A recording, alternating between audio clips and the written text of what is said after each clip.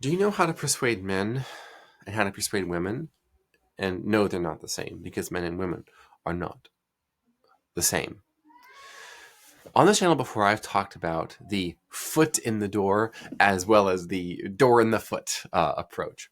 One is where you ask for a little favor and then try to build up to that. This is something that if you search foot in the door, persuasion, foot in the door technique, you'll see pictures of Benjamin Franklin everywhere. This sort of um, expectation where ask for a drink of water when you sit down for the business meeting and you'll be more likely to close the sale once you work your way up to the big ask. And then there's the reverse or inverse, which is you start off with this massive honk and ask and then you work your way down. What I just described is feminine persuasion versus masculine persuasion, and they work differently, separately on women and men, and I want you to test this out for yourself. What I have found, and I'm going to speak about the physiology and the psychology of this.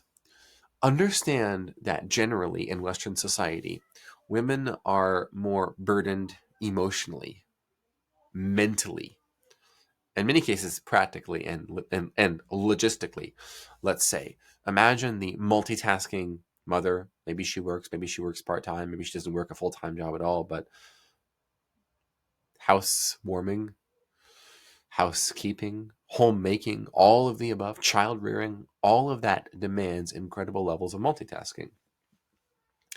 I think the closer we get to valorizing motherhood, as Michael Gimmerin likes to say, the better off we will be as a civilization that holds motherhood as the ideal role, as the peak, as precious and special.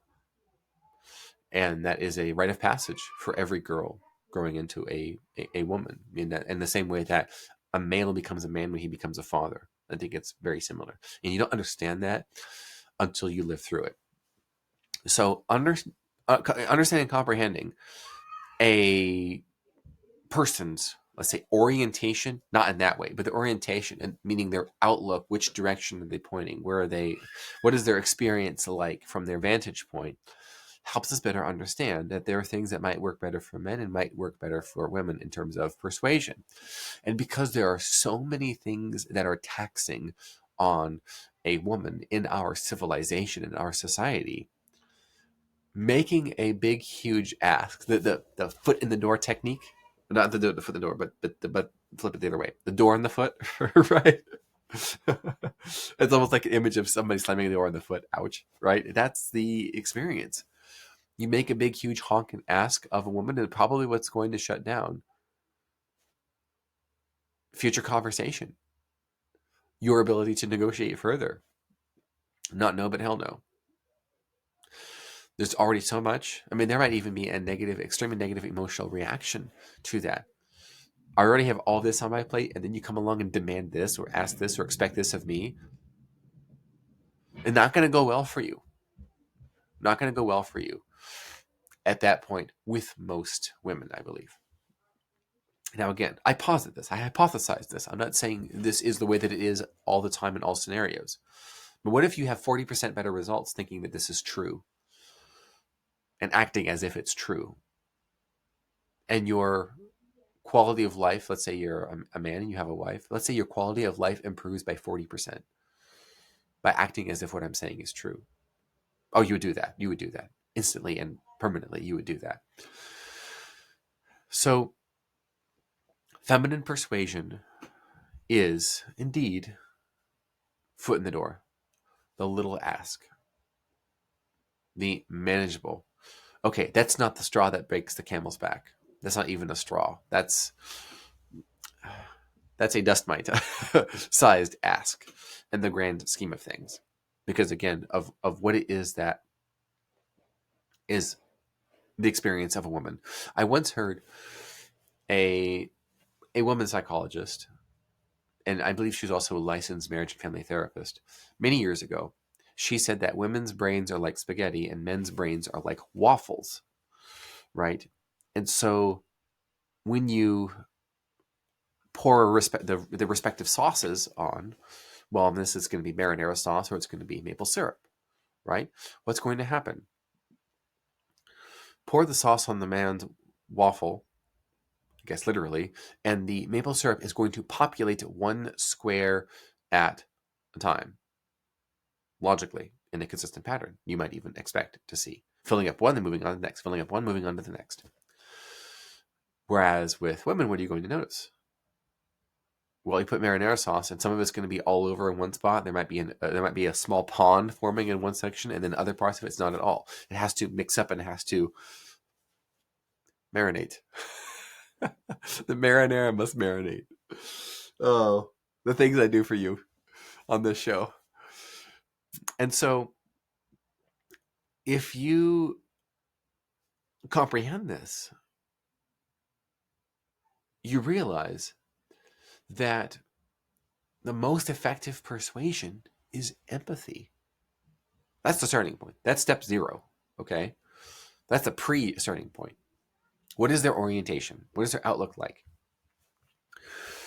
A too big of an ask for a woman is going to shut it down. And then it becomes not about the ask. It doesn't even become, it goes from being about the content to the context. How could you even ask for such a thing? How dare you? There's no negotiation happening. There's not even a conversation happening. It's accusations. Every woman who has been who has experienced the feeling of being irate before, that's probably why, wasn't it? How insensitive of you to even ask that. So you're not getting anything at this point if you're attempting to persuade that way.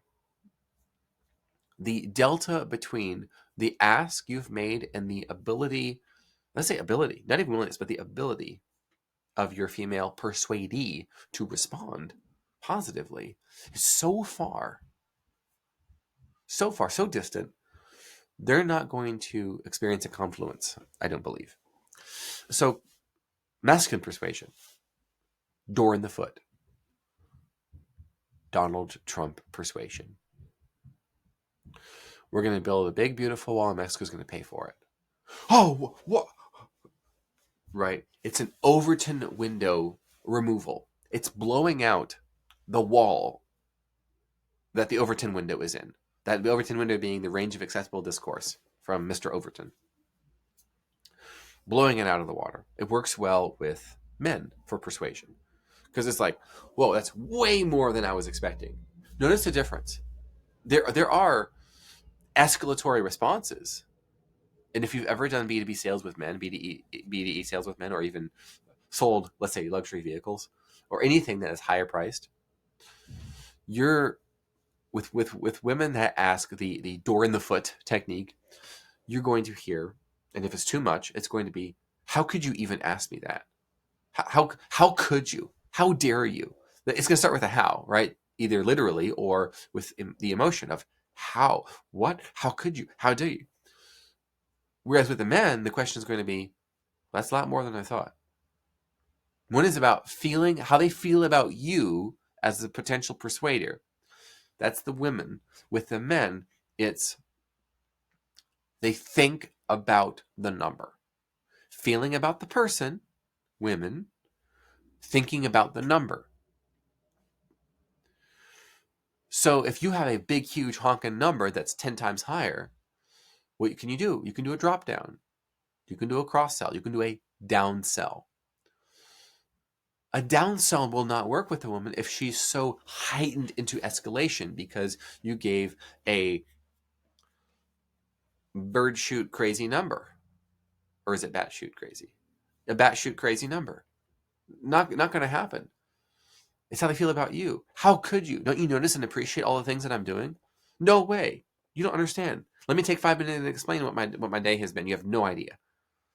Now try asking me that again, right? Foot in the door. Feminine persuasion. Door in the foot. Masculine persuasion. The focus is on the content.